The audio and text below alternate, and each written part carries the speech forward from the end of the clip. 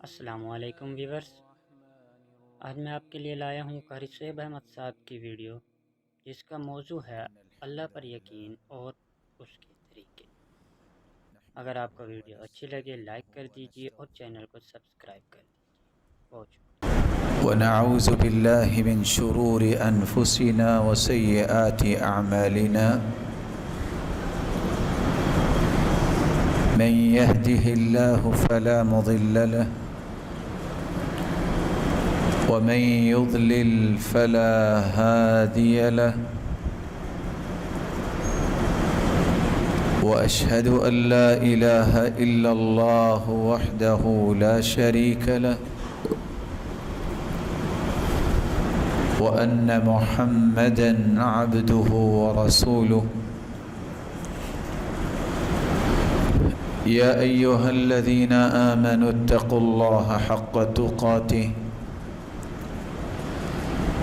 ولا تموتن إلا وأنتم مسلمون.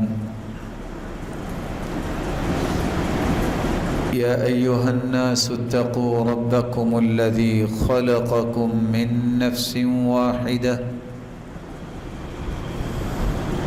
وخلق منها زوجها وبث منهما رجالا كثيرا ونساء، واتقوا الله الذي تساءلون به والأرحام إن الله كان عليكم رقيبا. يا أيها الذين آمنوا اتقوا الله حق تقاته ولا تموتن إلا وأنتم مسلمون. يا أيها الذين آمنوا اتقوا الله وقولوا قولا سديدا يصلح لكم أعمالكم ويغفر لكم ذنوبكم، ومن يطع الله ورسوله فقد فاز فوزا عظيما. أما بعد، فأعوذ بالله من الشيطان الرجيم. ولقد نعلم أنك يضيق صدرك بما يقولون فسبح بحمد ربك وكن من الساجدين واعبد ربك حتى يأتيك اليقين.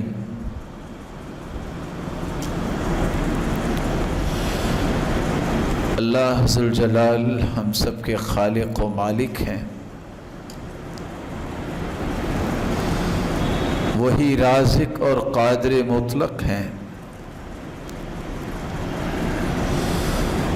وہی اکیلی ذات ہے جس پر توکل کرنا، بھروسہ کرنا اور اعتماد کرنا بنتا ہے۔ اس کے سوا کوئی ذات ہے ہی نہیں کہ جس پر انسان توکل اور بھروسہ اور اعتماد و یقین کرے اور وہ ہستی اس کے اعتماد اور یقین کو پورا کرے۔ اللہ ذوالجلال نے اپنے پیغمبر کو ایک خوبصورت زندگی بنانے کا اصول سمجھایا ہے، اور اپنے پیغمبر کے ذریعے اپنی مخلوق کو سمجھایا ہے، اور وہ اصول یہ ہے، زندگی کا سفر طے کرتے ہوئے کچھ لوگ آپ کو گالیاں دیتے ہیں، کچھ آپ کو تکلیفیں دیتے ہیں، اس کی آواز اونچی ہو سکتی ہے۔ کچھ لوگ تانے دے کے پریشان کرتے ہیں، فرمایا وَلَقَدْ نَعْلَمُ أَنَّكَ يَضِيقُ صَدْرُكَ بِمَا يَقُولُونَ۔ میرے محبوب، ہم جانتے ہیں کہ لوگوں کی باتوں کی وجہ سے آپ کو تنگی محسوس ہوتی ہے،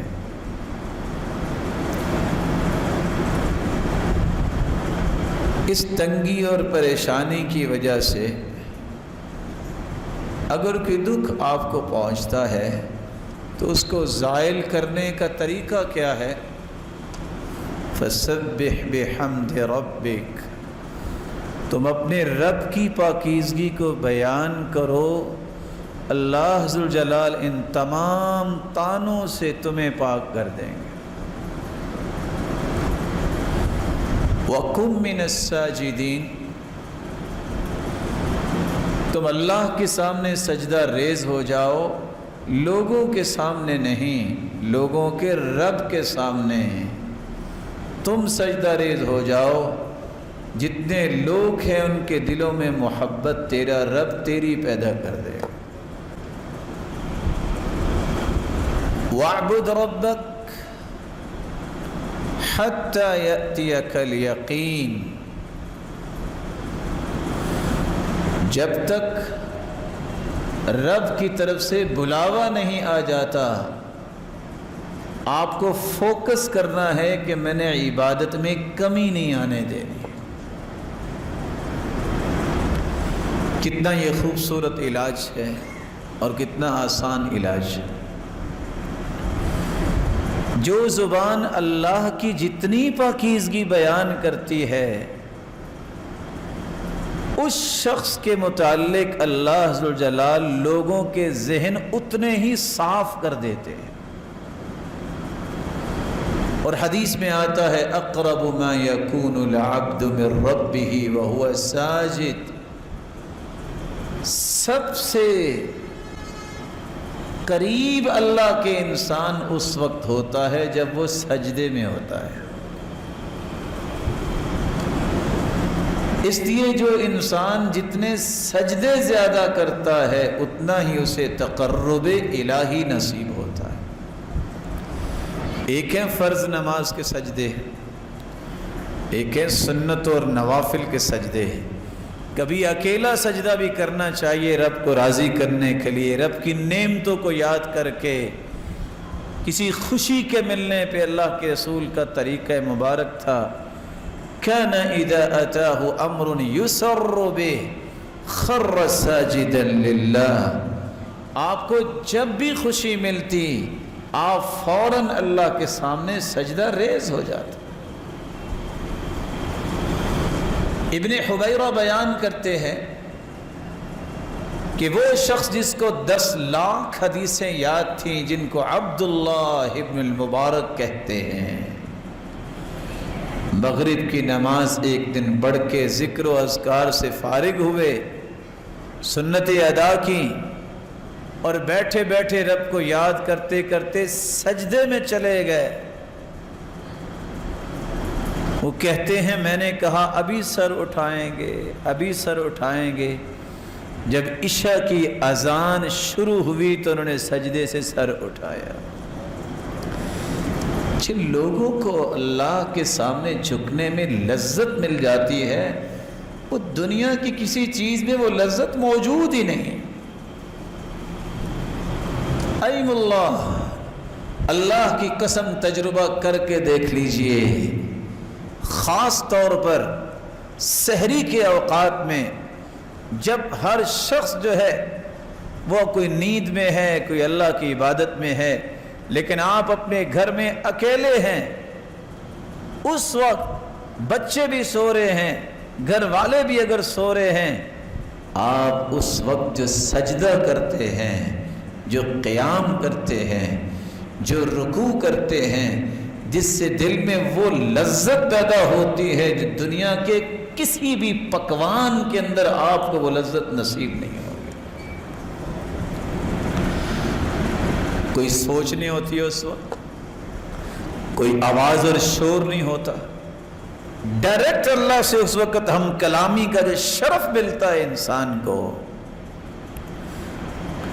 اس کی کیسی ہی لذتیں ہیں، اللہ سب کے نصیبے میں فرمائے۔ آج کے اس پرتشویش ماحول کے اندر جس طرح ہم نماز کی پابندی کرتے ہیں، عبادات میں سے ایک عبادت یہ بھی ہے جس کو دنیا بھول گئی، جس عبادت کو توکل کہتے ہیں، اللہ پر یقین کہتے ہیں، اللہ پر اعتماد کہتے ہیں، اللہ پہ بھروسہ کرنا کہتے ہیں، یہ بھی عبادت ہے۔ اس یقین کے ختم ہونے کی وجہ سے ہر شخص کو اس قدر خوف لاحق ہو گیا ہے، وہ یہی سمجھ بیٹھا ہے آج فلاں فوت ہوا ہے تو ظہر کے بعد میری باری آ جانی ہے۔ میرے پیارے بھائی، باری جب آنی ہے تو اللہ نے کسی سے مشورہ ہی نہیں کرنا، وہ تو لکھا ہوا ہے اللہ نے، لیکن یاد رکھنا اللہ نے جو لکھا ہے وہی نافذ ہوگا، وہاں میرا اور آپ کا کوئی بس چلنا ہی نہیں ہے۔ اس لیے اس ذات پہ یقین رکھنا، اس پر بھروسہ کرنا، اس پر اعتماد کرنا، اسے ہی قابل اعتماد ذات سمجھنا، یہ ایسی عبادت ہے یہ اللہ ہر ایک کو نصیب ہی نہیں کرتے، لیکن جس کے نصیبے میں ہو جائے اللہ ذوالجلال اسے دنیا میں کبھی گرنے نہیں دیتے۔ یقین کسے کہتے ہیں؟ والاعتقاد الجازم الثابت المطابق للواقع، اس قدر انسان کا پختہ مائنڈ بن جائے جس کو لغزش بھی کبھی نہ آئے، اور مائنڈ کیا بن جائے؟ نہیں، میرا رب جو فیصلہ کرے گا وہ ہوگا، اس بات پہ پختگی سے ڈٹ جائے، جم جائے، بڑی سے بڑی بات مصیبت پریشانی آ جائے وہ کہے نہیں یہ مصیبت ہے، میرا رب تو پوری کائنات کا خالق ہے، وہ سب سے بڑا ہے، اس کے سامنے اس کی حیثیت ہی کوئی نہیں۔ اور آپ کے علم میں ہونا چاہیے کہ وہ کتنا بڑا بادشاہ ہے، اس کی بادشاہت پہ میں صرف ایک جھلک پیش کرتا ہوں۔ اللہ کا جو یہ کائنات کا جو نظام ہے، اس پہ ذرا نظر اٹھائیے آسمان کی طرف، نظریں ذلیل ہو کے تھک ہار کے نیچے آ جائیں گی، لیکن آسمان میں کوئی خلل نظر نہیں آتا۔ اتنا بڑا آسمان، اتنی بڑی دنیا، جہاں بھی جاؤ اللہ کی مخلوق ہے، اللہ سب کی سنتا ہے، سب کو عطائیں بھی کرتا ہے، اور اللہ کا جو عرش 8 فرشتوں نے اٹھایا ہوا ہے، ایک ایک فرشتہ کتنا بڑا ہوگا، اور ٹریلین فرشتے اللہ نے نور سے پیدا کیے ہوئے ہیں، 4 انگلیاں آسمانوں میں خالی نہیں، کہیں فرشتے رکوع میں ہیں، کہیں قیام میں ہیں، کہیں سجدے میں ہیں، اور 70,000 فرشتے روزانہ اس اللہ کے گھر کا طواف کرتے ہیں جو آسمانوں میں ہے، بیت المعمور۔ جس نے ایک مرتبہ طواف کیا ہے قیامت تک دوبارہ اس کی باری نہیں آئے گی۔ اور حدیث کے الفاظ ہیں جو حملۃ العرش ہیں، ایسے فرشتے جنہوں نے جنہوں نے اللہ کا عرش اٹھایا ہوا ہے، ان کے کندھے اور کان تک کا یہ فاصلہ مسیرۃ 700 عام، 700 سال تک اگر سفر کیا جائے، جتنا سفر بنتا ہے وہ اس فرشتے کے کندھے سے کان تک کا سفر ہے، جیسا کہ رسول اللہ صلی اللہ علیہ وسلم فرماتے ہیں۔ اگر یہ سفر اتنا ہے تو فرشتہ کتنا بڑا ہوگا۔ وسع کرسیہ السماوات والارض، کرسی نے 7 زمینیں 7 آسمانوں کو گھیرا ہوا ہے، اور کرسی عرش کے مقابلے میں اتنی ہے جیسے راوی کہتے ہیں کل خاتم فی الفلا، کھلے میدان میں اگر ایک انگوٹھی رکھ دی جائے تو عرش کے مقابلے میں کرسی اتنی ہے، اور اس کرسی نے 14 کے 14 طبق جو اپنے گھیرے میں لیے ہوئے ہیں۔ اگر کرسی اور عرش اتنا ہے اور فرشتوں کی بات سنی تو میرا اور تمہارا رب اور خالق کتنا بڑا ہوگا، پھر اس کے انعامات کتنے بڑے ہوں گے۔ جب یہ یقین ہو جائے کہ ہر ناممکن میرے اور آپ کے نزدیک ہے، اللہ ناممکن کو ممکن بنانے والا ہے، کیونکہ ساری بادشاہی تو اسی کے ہاتھ میں ہے، وہ تو اسی کے ہاتھ میں ہے۔ وہ چاہے تو 9 دنوں کے بعد گری ہوئی بلڈنگ میں 9 دنوں کے بعد 1.5 ماہ کا بچہ زندہ نکال کے دکھا دے، وہ چاہے تو گرے ہوئے کنویں سے یوسف کو نکال کے تخت پہ بٹھا دے، وہ چاہے تو عیسیٰ کو بغیر باپ کے پیدا کر دے اور زکریا کے سفید بال ہو جائیں تو اس کو پھر بھی بیٹا عطا کر دے، وہ چاہے تو بند کمرے میں بے موسمی پھل مریم کو پیش کروا دے، وہ چاہے تو گرے ہوئے جہاز سے پھر بھی 2 کو بچا دے۔ یہ ساری نشانیاں ہیں، وہ کیا نہیں کر سکتا۔ پھر انسان اس رب پہ یقین نہ کرے، 200 250 400 450 مسافر منو سامان سمیت جہاز میں بیٹھتے ہیں، پائلٹ بھی ہوتا ہے، پرو پائلٹ بھی ہوتا ہے، دونوں بسا اوقات خوش گپیوں میں مشغول ہوتے ہیں، بسا اوقات پائلٹ آرام کرنے کے لیے سو جاتا ہے، مسافروں کو کچھ پتہ نہیں ہوتا، دونوں ہی نظر نہیں آ رہے پائلٹ جو پیچھے بیٹھے ہیں، پھر بھی اعتماد کر کے بیٹھے ہیں۔ اس مخلوق پہ اعتماد بندہ کر لیتا ہے، اس رب پہ اعتماد نہیں کرتا کہ اس کے پاس بھی کوئی طاقت ہے کہ نہیں۔ وہ اتنی بڑی آنکھ جو ابراہیم علیہ السلام کے لگائی گئی، جہاں آج بھی جڑی بوٹی نہیں ہوتی، اللہ نے گلشن کیسے بنا دیا؟ کچھ ہوا؟ ادھر اور ادھر دروازے کے محمد مصطفیٰ صلی اللہ علیہ وسلم کے دروازے پہ کھڑے تھے نا کہ آج باہر نکلتے جائیں گے ملیا میٹ کر دیں گے، اپنے پیغمبر کو نکالا اور کھڑے جو تھے صرف یہ فرمایا شاہت الوجوہ، دونوں طرف سے کھڑے یہ کڑین نوجوان یہ گماشتے اندھے ہو گئے، کوئی دیکھ ہی نہیں سکا۔ اس پہ یقین کرنا ضروری ہے، اس لیے اہل ایمان کا وصف اللہ نے بیان کیا ہے۔ ایمان کی تکمیل یقین کے بغیر ہوتی نہیں ہے۔ ہو بندہ مومن اور اللہ پہ بھروسہ نہ ہو، اس کا ایمان مکمل نہیں ہوتا۔ انما المؤمنون الذين آمنوا بالله ورسوله ثم لم يرتابوا وجاهدوا بأموالهم وأنفسهم في سبيل الله أولئك هم الصادقون۔ سچے مومن ہیں ہی وہ جن کا اللہ پہ یقین بن جاتا ہے، پھر کبھی شک میں مبتلا نہیں ہوتے، کہتے ہیں جو رب نے کہہ دیا نا ہونا وہی ہے۔ ساری دنیا ایک طرف بات کہہ رہی ہو، اللہ کی رسول ایک پر اور اس کے پیغمبر کی بات ایک طرف ہو، سچی بات وہی ہوگی جو اللہ اور اس کے رسول کی۔ قرآن مجید کی جب یہ آیت اتری الف لام میم غلبت الروم فی ادنى الارض وهم من بعد غلبهم سيغلبون فی بضع سنین، رومی ان پہ غلبہ ہو گیا،